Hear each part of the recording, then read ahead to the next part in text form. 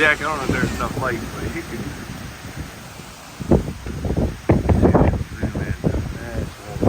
Damn it. It is whipping out here. Another storm coming up. Corn is up whipping too.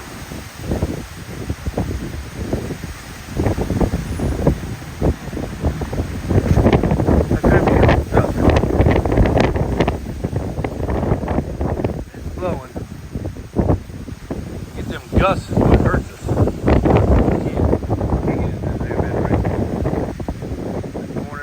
Now.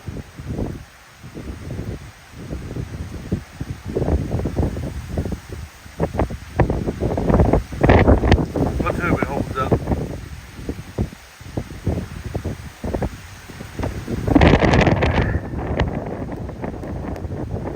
It's raining. It's raining. I'm going in.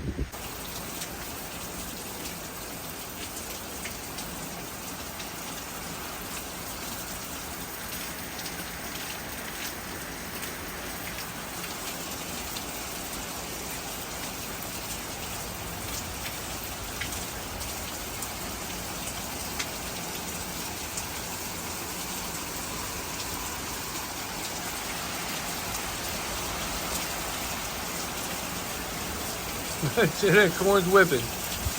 Come on, corn. Please stay up. Please stay up.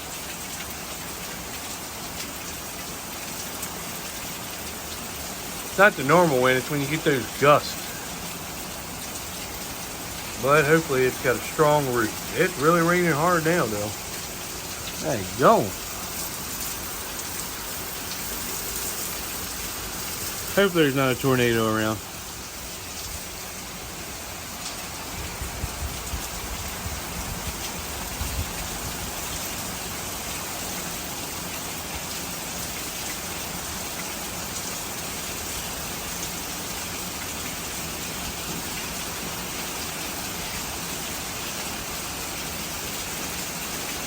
It is Sunday. I was going to spray this morning. I got them 60 acres left to do.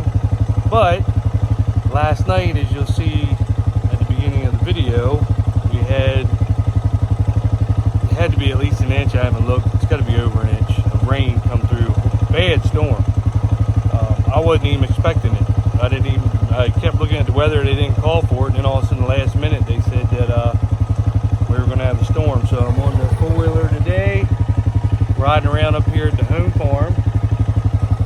Now this farm field right here is I planted a little 15-acre field first. I had two different brands. If you look back in the other videos, 115-day Augusta on 8 rows of the planter, and then the other tank I had 115-day Pioneer seed. And I planted the first farm with the planter, and then I moved over to this. This is a pretty big field here, but I did have some seed left. So before I put my seed consultant seed in, I wanted to get this out. So I think I made it down this whole in row, down the edge, and then there's a short part of the field. I made it up and back to the other end when it finally ran out. Then I put 107-day, 110-day in, seed consultant, ran that out. Then I put the majority of the field is 108 days. So I got 5 different seed brands in this field that I'm trying. And so we'll see what that does. That'll kind of tell you on the same ground, a bunch of different varieties. We'll see what it does. Now over here, just straight 108-day seed consultant on vetch. That's the other part of the farm that we have vetch on. So I'm going to ride you around and we'll look at the ears. This is sandier. It's pretty good ground, but it's a little bit sandier than my ground is. So we'll see what the difference is on this versus my farm. All right, so that's where I just was. Let me see if I can stand up on this thing. That's where I just was. Now I'm on the other side, and this is a 108-day seed consultant. So this is planted some of the last corn that we planted, but it's looking pretty good, pretty good. Still got a long ways to go. Here you can see some of this has come off. And we planted this pretty thick too. I mean, this is really thick for the vetch. We figured the vetch gave us a whole bunch more nitrogen. So we went ahead and just thickened her up. But as you can see, you know, the ears are still thin. They still got a long ways to go. Clean floor. Not walking in there. I despise walking in a cornfield. But I did decide that I'm going to go into my farm and I'm going to walk through it just for you guys. But pretty good looking corn. Pretty happy with it. When I get back, I'm going to do a walkthrough. The problem is you got to get through 32 in rows. And you don't think 32 is a lot, but when you try to walk through corn, it seems like it's, because I want to get on the straightaway passes and show you. But it's a lot to walk through and it's so thick. Because like I said, I replanted the front 3 fields and I'll have to take a tape measure. We'll do a seed count in there, but I probably got 50, 60,000 seeds in there because we didn't think it was going to come up good. So I replanted, and then the rain just started coming and didn't stop, and everything just started jumping up. I mean, it was crazy, the corn coming up. So we're going to see what that does this year. And on the back side of my farm, on the real good topsoil stuff, I got 112-day decob because that's what I had left over in the planter when I got finished planting the farm. So instead of just dumping it out, it's kind of good that I got 2 different seed brands. I got Seed Consultant 108-day, and in the back I got 112-day decob over there on the vetch. So it's kind of good to see what brand really works good with the vetch. I don't know if I told you all that before, but the backside is decob 112-day corn. So I don't know what the number is. I'd have to look it up and tell you. But it's nice because we're going to see, hey, the Seed Consultant, this work better with the vetch, or does the decob work better with the vetch? You know, there's 4 days in between. I'd put that 108-day, this stuff right here, up against any longer day, you know, 115-day, 118-day corn. I mean, this stuff right here is a winner. I mean, it was a winner last year in a drought. And this year with the rains, it just is incredible. I mean, really incredible. So I know I brag on it a lot, but I brag on it because I've seen what it can do. But we will see, you know, which one does, you know, better. Of course, I got the 108-day on some clayer ground. And the other stuff in the back is on a little bit better topsoil ground. But pretty much same farm. We'll see. We'll see how it does. We got a lot of rain. So if it's going to grow this year, any year, it's going to grow this year because we've had rain like every other day. I mean, an inch, you know, 6/10, 2 inches. 1 week we got 4 inches.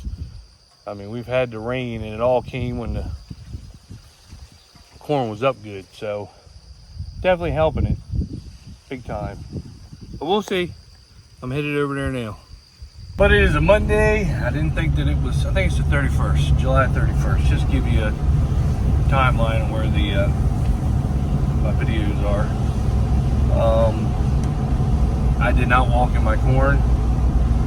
I started to walk in there, and it's so thick. Cobwebs. It's just not me in that. Now I'll probably go walk some other cornfields that I didn't have any replant in, that are just straight, perfect rows. No replant, no real thickness to get in there. But I despise, I'm not one of them farmers that, I'm just a visual guy. Once that corn gets that tall, I despise walking in a cornfield. Ugh, I really do hate it. Plus it's like rained every day. So every time you want to walk in there, it's just either raining or after rain it's soaking wet. I'm not trying to get all wet. Corn looks good and healthy, so you know, at this stage in the corn, it's making the ear. We got about a month left. So the corn actually is what the corn actually is. There's nothing else to do to it. We're not big fungicide people. I think it's a big waste of money. It might help, might not, but you know, by the time the chemical company brings you 4 boxes of fungicide out and they say $7,000, that's when you got to start thinking about, you know, your return on that investment, because I don't know if it's worth it or not. We had it sprayed one year. It's definitely not worth it with an airplane. Anybody gets fungicide put on with an airplane is an idiot. By the time you pay the fungicide and then the airplane fee, you better hope you got some really good corn to make that up, because it will cost you money. Even though we have a runway at our farm, we don't really use the airplane much because it's just stupidly expensive. Some of our corn is really tall that you can get in there with a sprayer. And I've never actually torn corn up. I did do some late season spraying one year with our sprayer, and it handled it pretty good. You're kind of just pushing the corn, but it doesn't break it or make it fall over. It just comes right back up. We do have some shorter corn. If I wanted to try it, I could, but like I said, I get tired of putting fungicide on wheat because I don't think it helps. And like I said, they bring you 4 boxes of fungicide and they're like, oh, $7,000. That's ridiculously stupid. I mean, the price of crap has just gotten ridiculously stupid.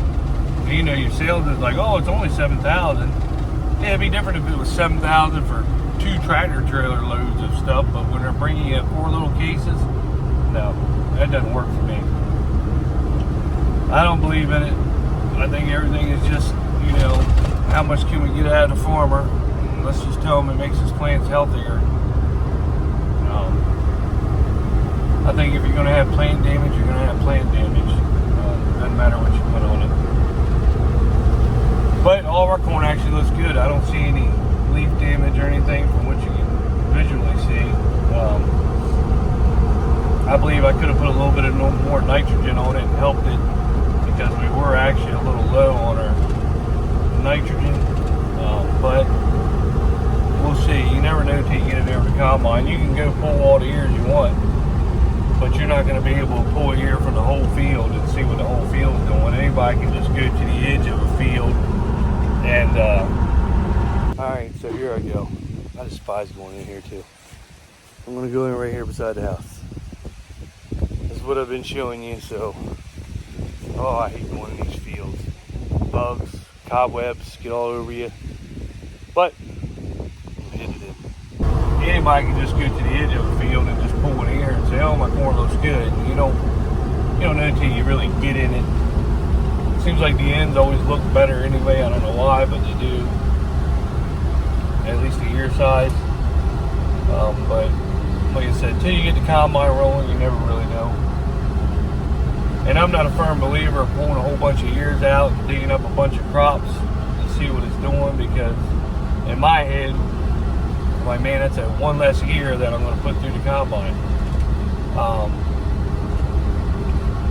You know, we pull, Dan pulls ears, I have pulled a couple ears in the past with all the intention of throwing them back in the combine when we get cutting, and they never end up going back in the combine. They ride around the pickup for months. So I kind of stopped doing that. Once the corn gets pretty well done, I got there, shuck a couple, but I'll leave it on the stalk. That way it does go through the combine. But here we'll go up to the other big farm of beans we have on this side. These are enlist beans. Now this farm did get sprayed. You see where I did it. They look good.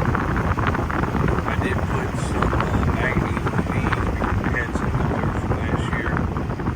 So they got good full manganese treatment. And they pretty.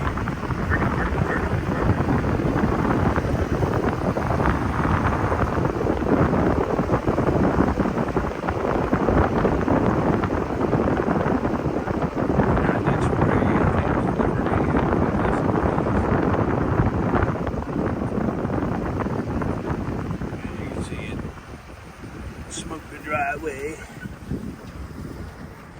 There's a couple corn standing up in there from the seed tender. There was a couple kernels left on the sides here and there that we didn't get out, but I don't know if you can see all the... There's a lot of flowers on there. There you go, you can see all the little white flowers. But they look good. I'm real excited to see what these beans actually do. This is a new brand that we started planting, AgriGold. And my parents saw them in test plots, and they were really impressive in the test plots, they said. So, we'll see.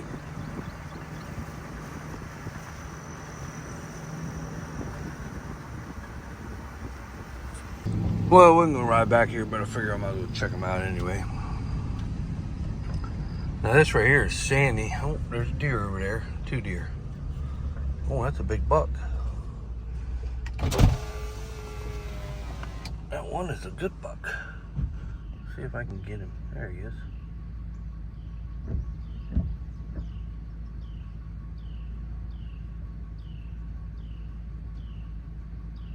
Yeah, he's a buck. He's looking at us. See if I can get him to run away.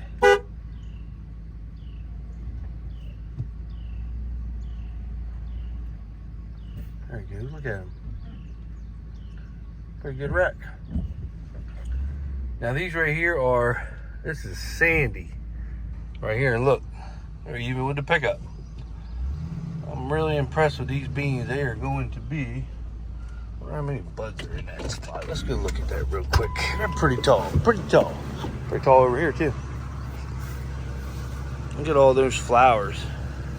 There's some pods starting on the bottom.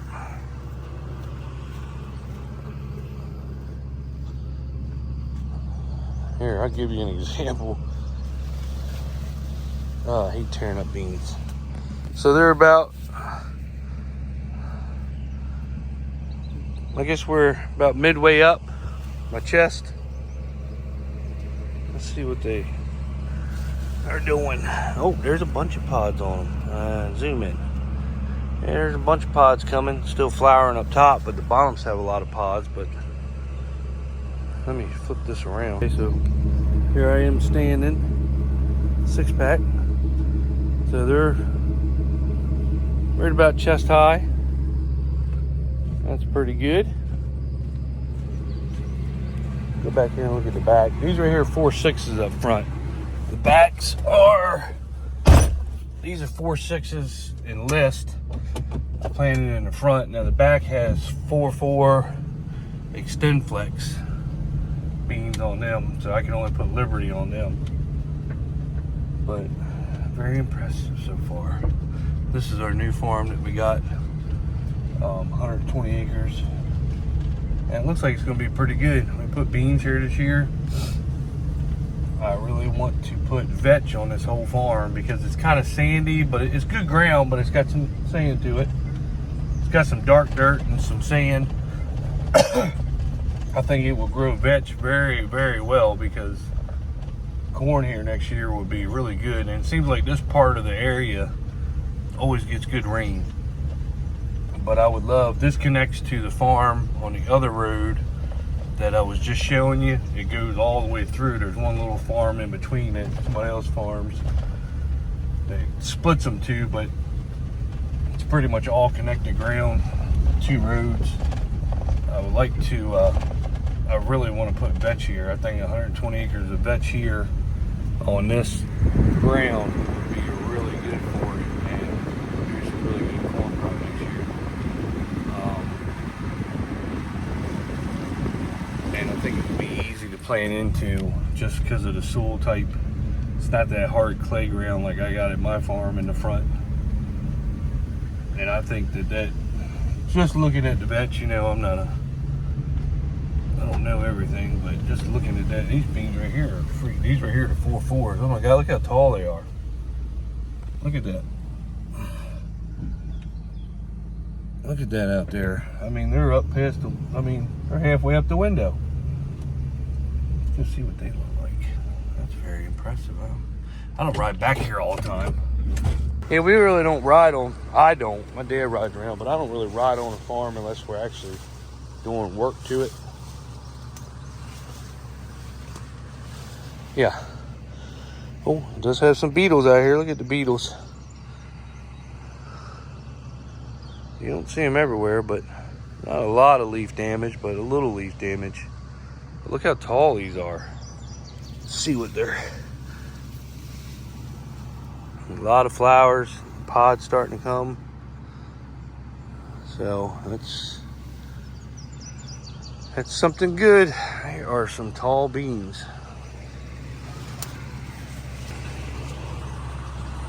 I'm a fan of tall beans. They are a lot easier to cut, especially with a draper head. You can put that reel all the way up, and as you're cutting, it'll just fall right on that belt, feed right into the combine real nice. You almost you turn your reel speed down to hardly anything, just so it barely, as it's coming around, just tickles the top of the bean and pulls them in. That way you don't have a lot of shatter out of it from your reel. And if anybody knows what I'm talking about, it's where you'll see beans popping up hitting your window. And when you get these tall beans with a draper, man, you can just turn that thing right, turn the speed of your reel hardly to nothing, and just let it just barely come around. It just pops them, and it does work good like that. Looks good. And they are some tall, I don't really show beans a lot, I show corn, but I should be showing beans, because honestly, in my opinion, beans are where the money's at. They don't cost a lot to grow, and they what are they, $15 a bushel now? But they look, I haven't been back here since I sprayed them. Got an old homestay on the farm. I like to tear that down. Look how tall them beans are.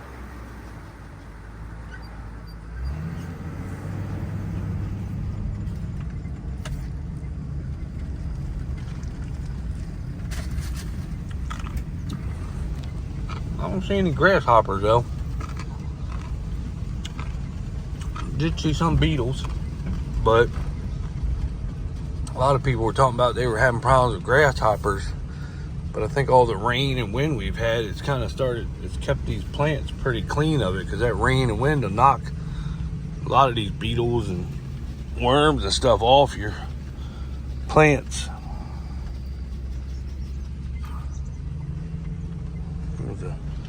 That's what a really sandy spot looks like right there. That one little spot right there. And the other farm is way where a couple trees are. That's where the other farm's at that I just showed you. Some more sandy. You can see what the sandy spots. That's like real sand. That's what real sand looks like when you. There's still a lot of beans there. It just makes them a little bit weaker. Overall, happy with this brand. The first year we planted it. My brother's getting ready to start hauling straw at the PA. We're going to move the loader over to some of the piles. We got, I think after we filled the chicken houses up, we got 25 loads left. So he's going to start rolling those 25 loads. Should take him hopefully up to corn season, 5 loads a week. He might just do 4 loads because of summertime traffic. People that don't know, we live by the ocean. We have Ocean City and Rehoboth, all the beaches down here, and it's crazy traffic beginning of the week and end of the week. So he'll probably run 4 loads a night up there. He's adjusting the brakes and everything on the trailer now. He wants to adjust the load with the loader. Then we're going to strap it down, move the loader over to the pile, and then he's going to go home because he's going to start doing that every night. And I am going to get the corn head hooked up to the combine, get it moved over to the shop, and start tinkering with it. It's an 8-row, it's an 893. I wish we had a 600 series. A lot easier to work on. I wish that the company I had talked to about the new chains had gotten back with me, but my channel is not big enough to get sponsored by them, I guess. It it would have been nice to put them on there before I put the other stuff on there. I think they are a big improvement, but unless you got 50,000 subscribers, they don't want nothing to do with you. And I don't have 50. I can't even hardly get 2,300. So I'm just doing the videos like I can, trying to. But unless you live in Ohio, Illinois, Iowa, Minnesota, nobody really wants to watch your channel as a farmer. But I'm gonna keep doing it anyway, so screw them. But anyway, I do have 16 no-till coulters, deer coulters. That came off of my 1770 NT. Some of them are new, rebuilt. Some of them probably need to be rebuilt, but they're here. $100 a piece for them. If anybody's interested. If not, then probably gonna go to a scrapyard. If they don't go to a scrapyard, we're just gonna put them on a shelf in the barn. But $100 a piece, I don't want to have to negotiate. $100 a piece is really cheap for these things, because if you had to go buy these, who knows what they would cost. You know, there's a new one, there's a new one, there's several new ones, but then there's some that, like this one, probably need to be rebuilt. But they were in working order. They're in working order, and a lot of people really like that style fertilizer applicator on the front of the planter. But me personally, I wanted to go a different way. I wanted the 360 Bandits to try them.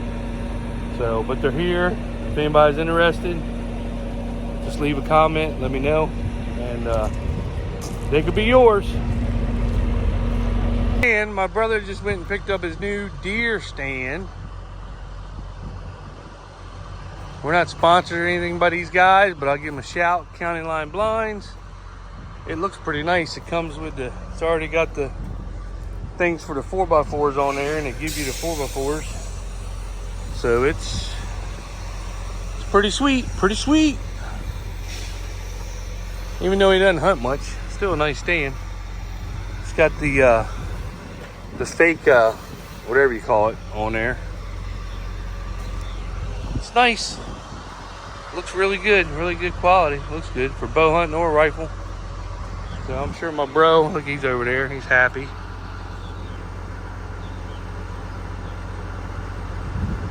Damn, look at that belly on that boy. Damn. Stop eating them cheeseburgers, boy. But nice stand. I think they do 4x4s and 8x8s. It's gotta be perfect. Gotta be perfect.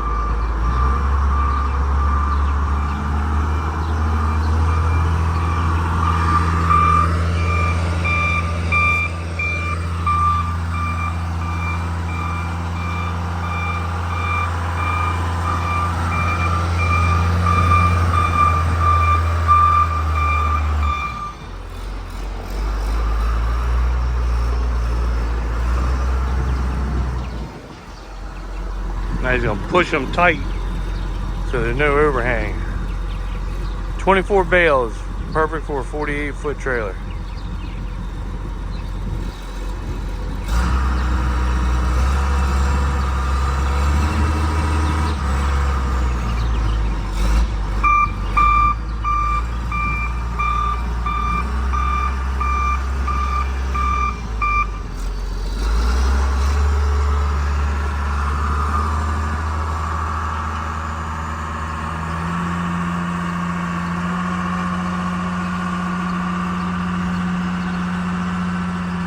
That loader needs a paint job. I was thinking about John Deere green and yellow.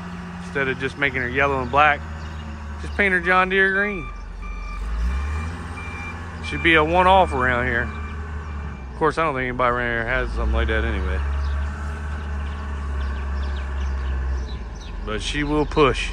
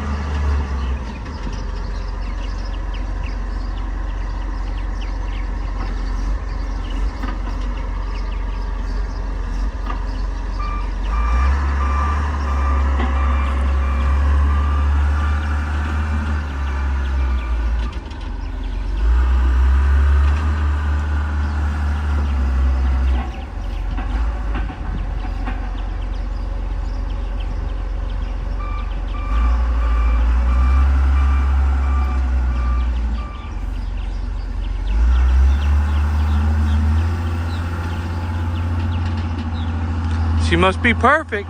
She must be perfect. Good job. Good job.